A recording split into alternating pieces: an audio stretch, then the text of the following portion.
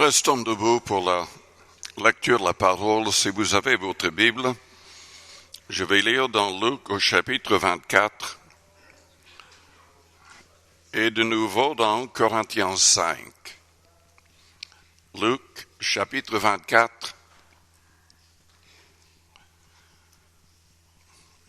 Je lis à partir du verset 34. Le Seigneur est réellement ressuscité. Il est apparu à Simon. Ils racontèrent ce qui leur était arrivé en chemin et comment il l'avait reconnu au moment où il rompit le pain. Tandis qu'il parlait de la sorte, lui-même se présenta au milieu d'eux et leur dit « La paix soit avec vous ». Saisis de frayeur et d'épouvante, ils croyaient voir un esprit. Mais il leur dit, pourquoi êtes-vous troublés et pourquoi pareille pensée s'élève-t-elle dans vos cœurs? Voyez mes mains et mes pieds, c'est bien moi. Touchez-moi et voyez. Un esprit n'a ni chair ni os comme vous voyez que j'ai. Et en disant cela, il leur montra ses mains et ses pieds. Comme dans leur joie, ils ne croyaient point encore, et qu'ils étaient dans l'étonnement, il leur dit, « Avez-vous ici quelque chose à manger ?» Ils lui présentèrent du poisson rôti et un rayon de miel. Il en prit, et il mangea devant eux. Puis il leur dit, « C'est là ce que je vous disais lorsque j'étais encore avec vous, qu'il fallait que s'accomplisse tout ce qui est écrit de moi dans la loi de Moïse, dans les prophètes et dans les psaumes. » Alors il leur ouvrit l'esprit afin qu'ils comprennent les Écritures. Il leur dit, ainsi il est écrit, que le Christ souffrirait et qu'il ressusciterait des morts le troisième jour, et que la repentance et le pardon des péchés seraient prêchés en son nom à toutes les nations, à commencer par Jérusalem. Vous êtes témoins de ces choses, et voici j'enverrai sur vous ce que mon Père a promis, mais vous restez dans la ville jusqu'à ce que vous soyez revêtus de la puissance d'en haut. Il les conduisit jusqu'à vers Béthanie, et ayant levé les mains, il les bénit. Pendant qu'il les bénissait, il se sépara d'eux et fut enlevé au ciel. Pour eux, après l'avoir adoré, ils retournèrent à Jérusalem avec une grande joie. Et ils étaient continuellement dans le temple, louant et bénissant Dieu. Dans Corinthiens 5, je voudrais relire le passage que j'ai lu le vendredi dernier. En Corinthiens 5, au verset 7, la dernière partie du verset, « Christ, notre Pâque, a été immolé. Célébrons donc la fête, non avec du vieux levain, non avec un levain de malice et de méchanceté, mais avec les pains sans levain de la pureté et la vérité. » Prions le Seigneur avant d'aller plus loin. Père Céleste, nous te louons, nous te bénissons ce soir. Nous te demandons d'agir dans nos cœurs, dans nos vies. Seigneur, transforme-nous davantage. Nous voulons être comme toi en toutes choses. Que ton Esprit Saint travaille nos cœurs. Seigneur, tu connais toutes les personnes présentes et tu veux nous aider à progresser. à aller plus loin avec toi spirituellement. Augmente-nous la foi. Aide-nous à aimer davantage la sainteté et la justice. Aide-nous à haïr davantage le mal. Au nom de Jésus-Christ. Amen. Vous pouvez vous asseoir.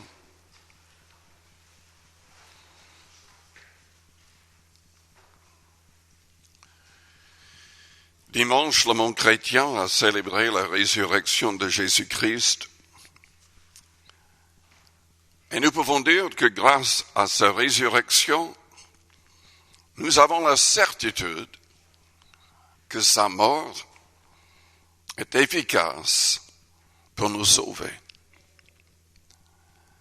C'est parce qu'il était sans péché que Dieu le Père l'a ressuscité. Il a accepté son sacrifice pour vous et pour moi. Au moins 6 fois dans le Nouveau Testament, la Bible dit que Jésus-Christ était sans péché. Il ne connaissait pas le péché. Il a été tenté, néanmoins, comme nous en toutes choses, mais sans commettre de péché. La Bible le souligne.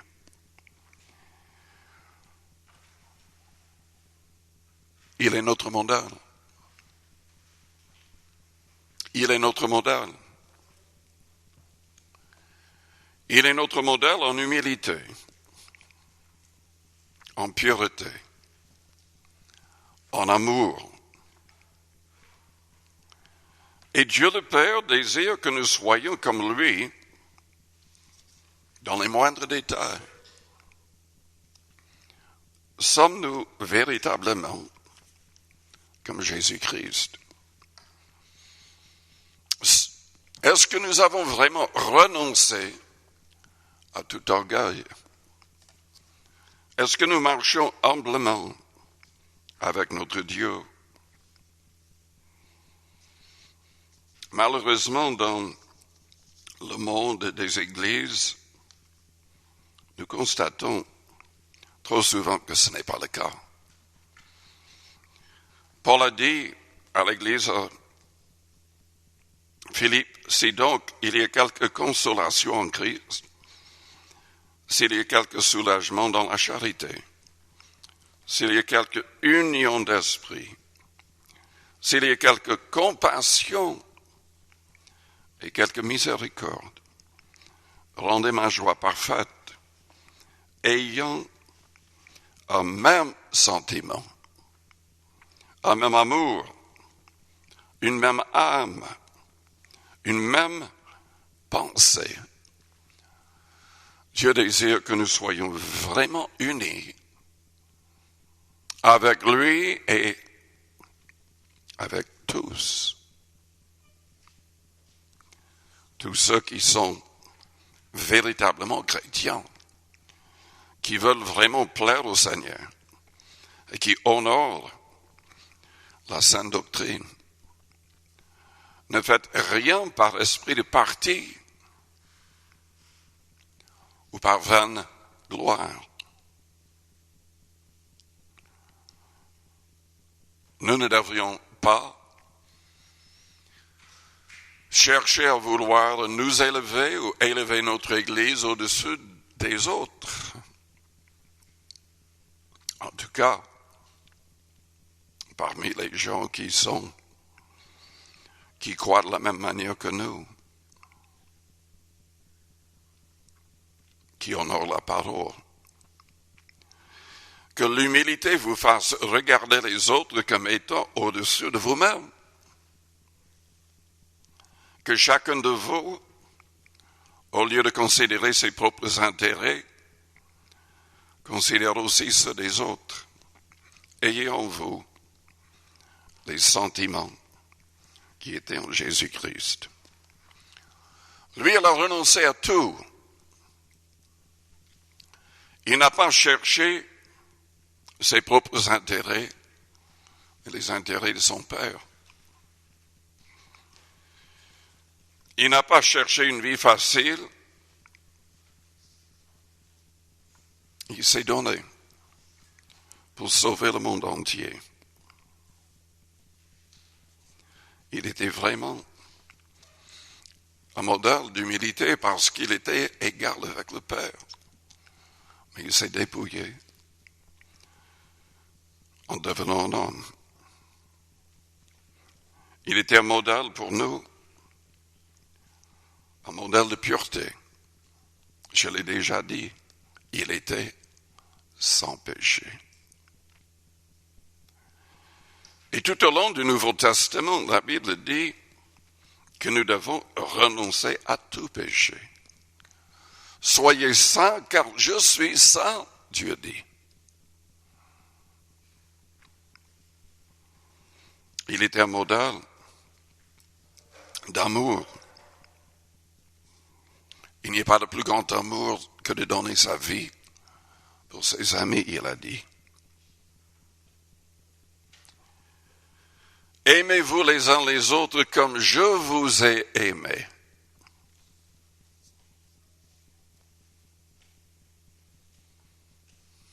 Il nous a donné un commandement. Ce commandement-là, le plus important, nous devons aimer. Mais aimer, selon Jean, c'est le fait de mettre ces commandements en pratique. On ne peut pas aimer les autres véritablement sans être un modèle pour les autres, comme Jésus-Christ a été un modèle pour nous.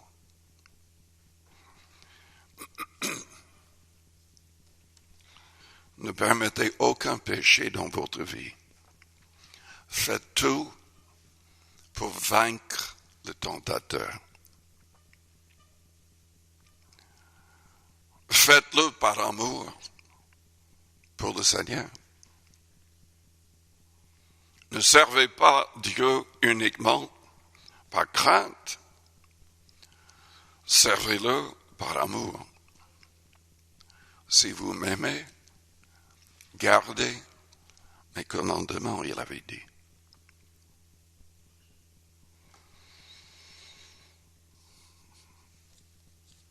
Oui, c'est indispensable qu'on renonce au péché. Mais parmi les croyants, il n'y a aucune personne qui soit parfaite. Jésus est la seule personne qui a été parfaite. C'est la raison pour laquelle on avait besoin de lui. Tous ont besoin de lui. Parce que personne ne sera accepté par le Père qui ne se confie pas en Christ. Et nous devons vraiment croire et comprendre cela. Parce que sinon, vous allez croire tout le temps que vous n'êtes pas assez bon pour aller au ciel. Chaque fois que vous dites quelque chose qui n'est pas aimable, chaque fois que vous recevez une pensée mauvaise, le diable va vous dire, mais enfin, vous n'êtes même pas converti. Mais il est un menteur. Il est un menteur. Nous devons tout faire pour abandonner le péché, pour vaincre le péché. Mais même si nous trébuchons, Dieu nous pardonne quand nous le confessons. Dieu voit nos cœurs. Dieu voit le cœur de celui qui veut vraiment plaire au Seigneur. Et celui qui prie, qui jeûne et qui laisse agir le Saint-Esprit, celui qui demeure en Christ, aura une grande victoire, une pleine victoire dans tous les domaines.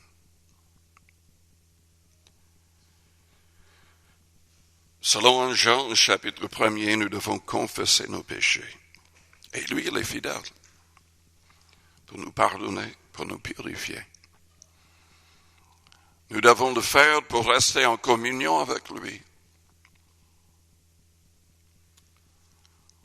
Avant de prendre la Sainte Seine, dans toutes les réunions, on est poussé à examiner nos cœurs, nos vies.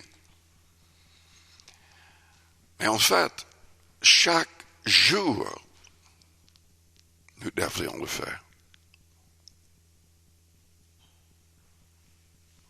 Nous devrions examiner nos cœurs. Nous devrions poser la question, mais est-ce que tout dans ma vie, est-ce que tout ce que j'ai pensé, tout ce que j'ai dit, est-ce que mes actions, mes réactions ont glorifié le Seigneur?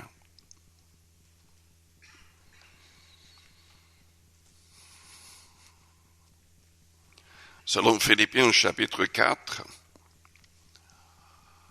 nous sommes poussés à veiller sur toutes nos pensées, pour que rien de mauvais n'y reste. Paul a parlé du fait que toutes nos pensées devraient être captées par la pensée de Jésus-Christ. Et donc la clé, c'est d'être toujours conscient que le Seigneur est là. Il a dit, je suis avec vous tous les jours jusqu'à la fin du monde. Est-ce que nos paroles ont glorifié le Seigneur? Est-ce que nos paroles ont aidé les autres? Est-ce qu'elles ont édifié les autres? Selon Éphésiens 4, verset 29, Dieu ne veut qu'il n'y ait aucune parole mauvaise sortant de nos bouches, mais uniquement des paroles qui aident les autres, qui communiquent une grâce à ceux qui nous entendent. Et nos actions. Dans Matthieu 23, Jésus-Christ a été, il faut le dire, il a été brutal avec les chefs religieux de l'époque. Il a dit, mais toutes leurs actions, c'est pour être vu des hommes. Et nous devons vraiment veiller sur nous-mêmes. Parce que nos prières, quand nous sommes ensemble, ou nos témoignages, c'est possible de participer aux choses de l'Église sans vraiment vouloir glorifier le Seigneur.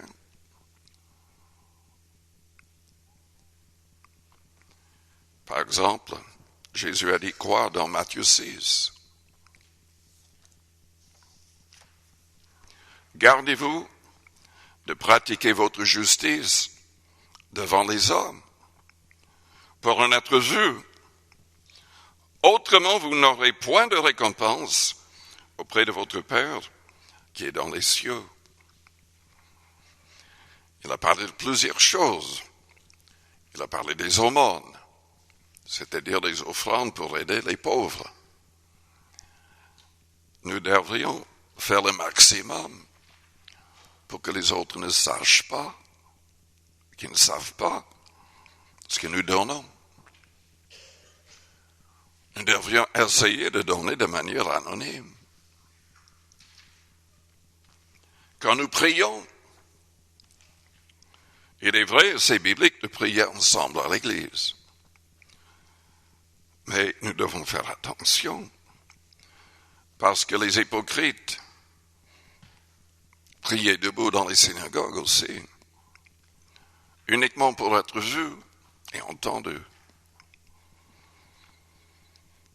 Jésus a mis surtout l'accent sur le fait de prier beaucoup en privé, en secret, et de ne pas dire aux autres combien de temps on passe en prière. Il a dit la même chose concernant le jeûne. de ne pas le dire à tout le monde, de ne pas manifester avec un air triste que nous sommes en train de jeûner. Sinon, nous avons déjà reçu notre récompense et Dieu ne va pas nous récompenser.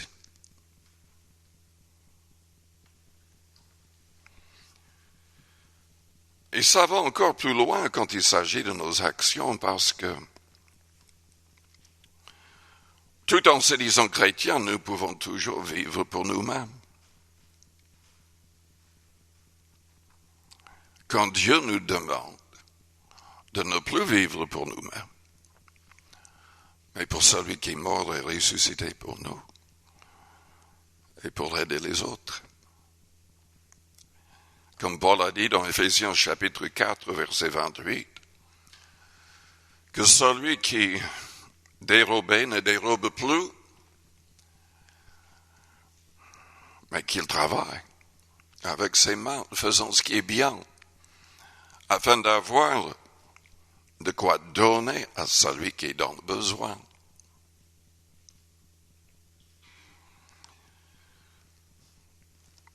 En tant que chrétiens, nous pouvons avoir toujours l'idée, l'attitude des gens du monde.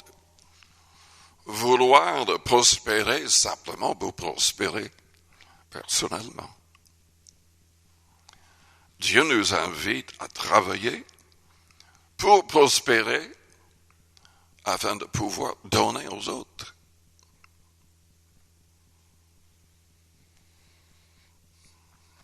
Et nos réactions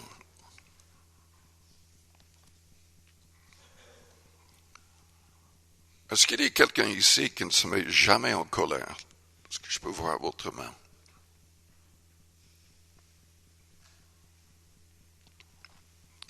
Nous avons des gens honnêtes ce soir.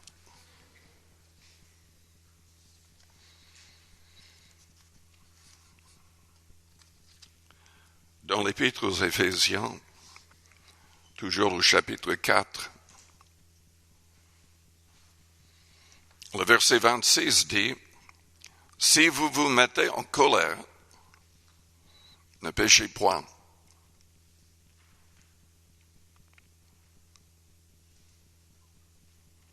Que le soleil ne se couche pas sur votre colère et ne donnez pas accès au diable. Les gens qui gardent la colère dans leur cœur, qui s'endorment avec la colère, ouvrent la porte au diable. Et ça devrait être très clair quand on lit l'histoire de Jésus-Christ, de la trahison du Christ par Judas Iscariot. Il était en colère à cause de ce que Jésus lui avait dit. Et le lendemain, il est allé voir les responsables du temple. Et la Bible dit quoi? Que Satan en personne est entré en lui. C'est terrible quand on y pense. Satan en personne est entré en lui. Il a ouvert la porte à cause de la colère.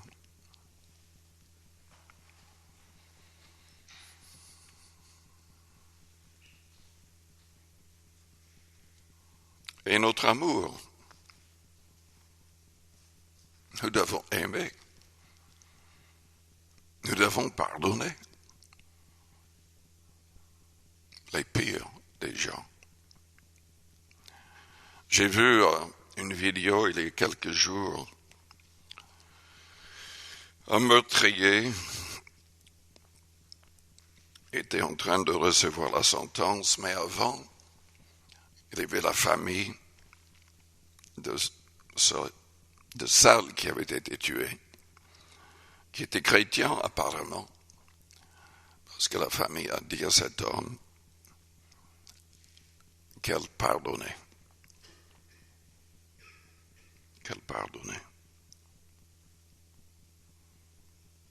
Mais si c'était votre fils, votre fille, votre frère, votre sœur, votre mère, votre père, assassiné, est-ce que vous pourriez le dire avec le cœur? Nous avons besoin du Saint-Esprit afin de vivre comme le Christ. Il nous ordonne, selon Matthieu 5, d'aimer nos ennemis, de prier pour nos ennemis.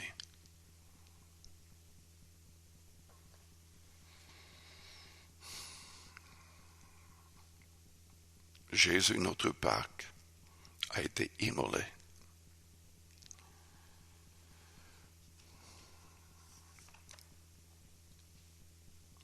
Célébrons donc la fête, non avec du vieux levain, mais avec un levain de malice et de méchanceté, non avec un levain de malice et de méchanceté, mais avec les pains sans levain de la pureté et la vérité.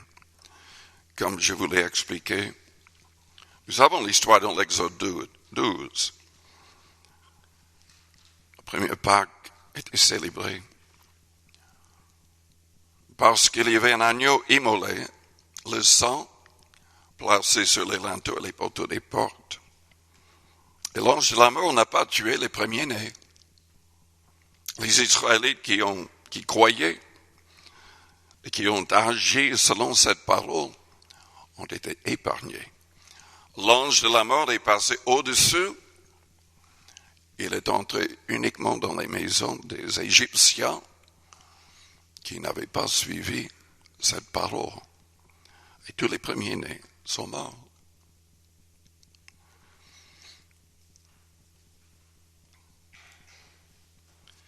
Pendant 7 jours avant de célébrer la Pâque, ils avaient nettoyé leur maison pour qu'il n'y ait même pas une miette de pain avec du levain dedans. Parce que le levain est symbolique du péché.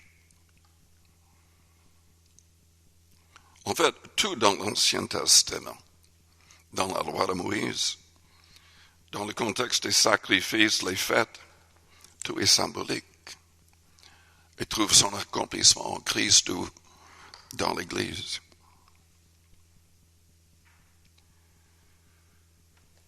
Dans 2 Pierre, chapitre 1er,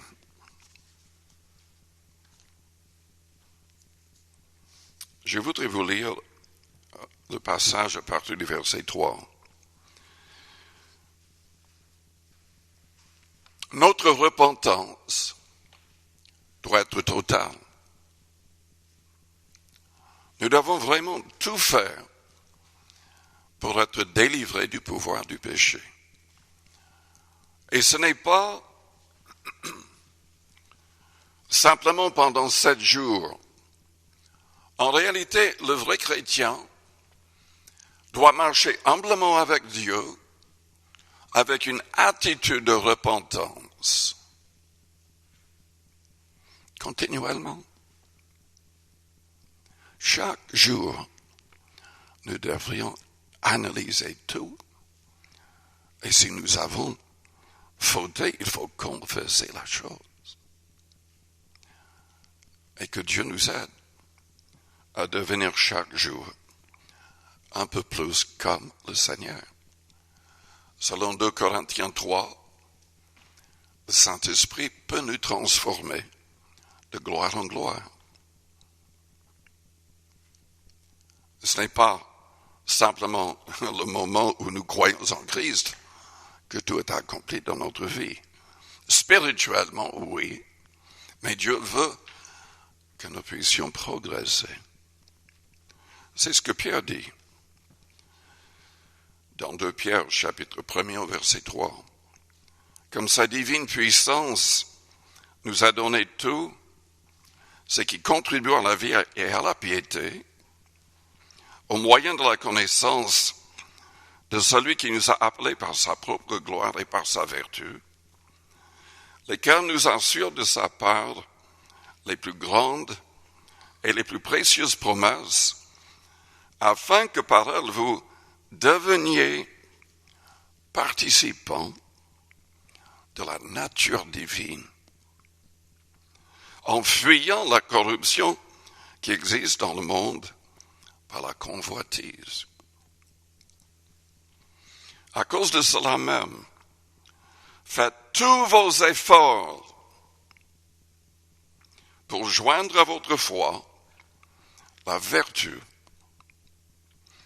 à la vertu la science. Il s'agit de la science divine, de la connaissance de Dieu profonde. À la science, la tempérance, ou comme c'est traduit parfois, la maîtrise de soi. À la tempérance, la patience. À la patience, la piété. C'est le fait d'être comme le Christ. À la piété, l'amour fraternel. À l'amour fraternel, la charité. Enfin, le mot charité ne donne pas toute la nuance du mot en grec. Mais c'est l'idée d'aimer comme Christ nous a aimés. Il ne recevait rien en retour. Il aimait ceux qui le mettaient à mort. Il priait pour que Dieu pardonne. Car si ces choses sont en vous, et ils sont avec abondance, elles ne vous laisseront point oisifs ni stériles pour la connaissance de notre Seigneur Jésus-Christ. Mais celui en qui ces choses ne sont point est aveugle. Il ne voit pas de loin. Il a mis en oubli la purification de ses anciens péchés. C'est pourquoi, frères, appliquez-vous d'autant plus à affermir votre vocation et votre élection. Car en faisant cela, vous ne broncherez jamais. C'est par l'activité. C'est en progressant que nous allons rester debout. En faisant cela, vous ne broncherez jamais. C'est ainsi, en effet, que l'entrée dans le royaume éternel de notre Seigneur et Sauveur, Jésus-Christ, vous sera pleinement accordée.